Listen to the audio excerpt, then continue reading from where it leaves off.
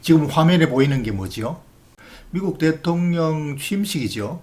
이 주식 투자자도 이 선서를 해야 됩니다. 스스로에게 다짐이에요. 뭘 선서하느냐고요? 선언하느냐고요? 다짐하는 거죠. 손실을 감내하겠다라는 것. 손실을 감수하겠다라는 것. 정말로 중요하고 이걸 할 생각이 없거나 또는 뭐 간과하면은 절대로 주식 투자하면 안 됩니다. 주식 투자는 요 황색 선이죠. 까만 선 이거 예금은 원금 보장이죠.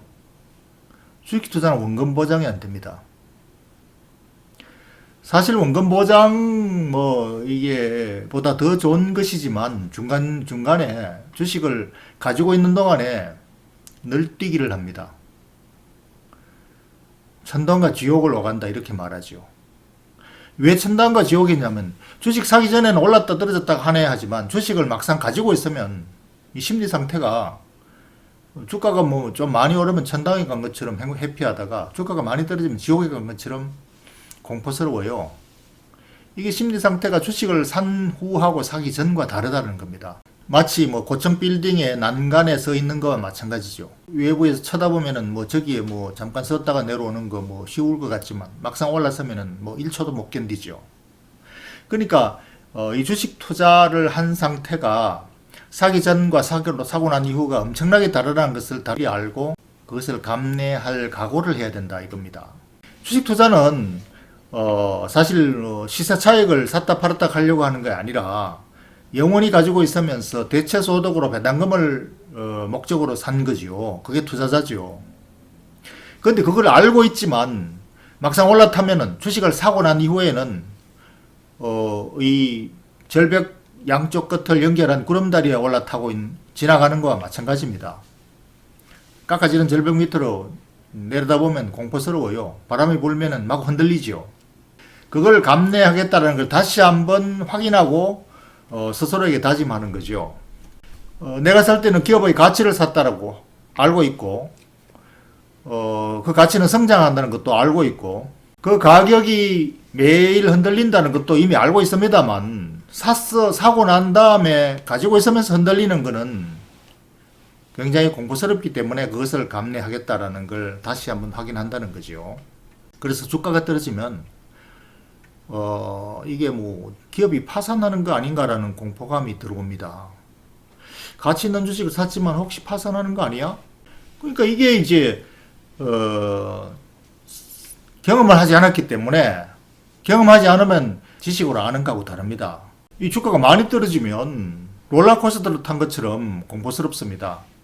그래서 이게 뭐 주가가 많이 떨어진 것을 단어조차 폭락, 급락 뭐 이렇게 얘기하고 약시장에 진입했다, 베어마켓이다 뭐 이렇게 말하는 것 자체가 심리적으로 그 공포감을 증폭시킵니다. 그리고 막상 계좌를 보면 이 1,000만 원 주고 샀는데 뭐야 이거 700만 원이잖아. 300만 원 어디 갔어? 1억을 샀는데 뭐야 7천만 원이잖아. 3천만 원이 순식간에 날아갔어. 어디 갔어? 이렇게 느껴지거든요. 어디 가지 않았습니다. 3천만 원이 없어진 게 아니에요. 1억씩 샀는데 3천만 원이 없어진 게 아니에요. 그 가격만 매일매일 매초 매분 다르게 고시될 뿐입니다. 그렇게 거래됐다고.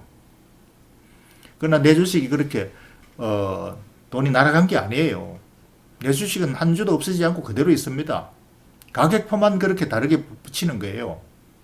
그래서 우리가 주식은 기업 가치를 산 것이고 이것은 계속 성장하기 때문에 만 번이 꺾이더라도 필상이다. 이렇게 알고 있지만 막상 올라타서 이 굽이굽이 치는 게 이게 뭐 수십 년간의 표입니다만 가격 변동폭이 굉장히 큽니다. 이 그냥 그림으로 보는 거고 내가 주식을 가지고 있으면서 매일매일 가격표를 보고 느끼는 감정하고 다르다는 거예요. 그걸 감내를 해야 된다는 겁니다. 그래서 우리가 주식을 살 때 가치를 평가하고 삽니다. 알고 있죠. 이미 이제 가치를 어떻게 평가하는가. PER로 평가를 했고 그 가격을 매겨보니까 삼성전자가 이익 내는 그 실력을 보니까 주가와 비교해서 20배면은 뭐 세계적인 기업과 비교해도 매우 좋은 가치를 가진 저평가된 기업이라고 확인을 했고, 그래서 자신있게 샀단 말입니다. 샀는데 이게 뭐 사자마자 올라가면 해피한데 10중 8구 사자마자 떨어져요. 왜 사자마자 10중 8구 떨어지지? 이 좋은 기업, 이 좋은 가치를 가진 기업이? 모릅니다. 그러나 경험상 10중 8구 그렇습니다. 경험해보지 않으면 몰라요. 그렇기 때문에 이게 떨어질 때 이게 뭐 9만원에 샀는데 순식간에 8만원이야. 9천만원어치 샀는데 왜 8천만원 밖에 안 돼? 순식간에 1천만원이 날아갔네? 이렇게 느껴지거든요.